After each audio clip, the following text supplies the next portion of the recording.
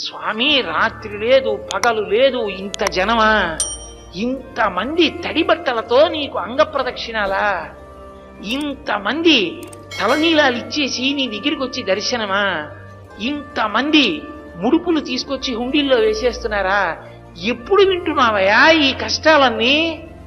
కళ్ళందుకే ఇలా నామాలు పెట్టేసుకుని నిద్రాముద్రాం నిఖిల జగతి రక్షణే జాగరూకం అని దక్షిణాయనంలో పడుకున్నవాడు ఆంతరంగంలోకి చూసినట్టు వచ్చే వాళ్ళ మనస్సులు చూస్తాడు.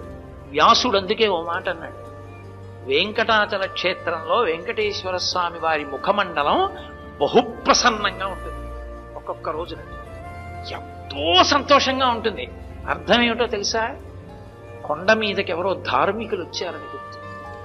ధర్మమునందు విశేషమైన అనురక్తి ఉన్న వాళ్ళు కొండ మీదకి వచ్చారనుకోండి, ఆ రోజు మురిసిపోతాట, ఒరే ఒక్కడు వచ్చాడు రా.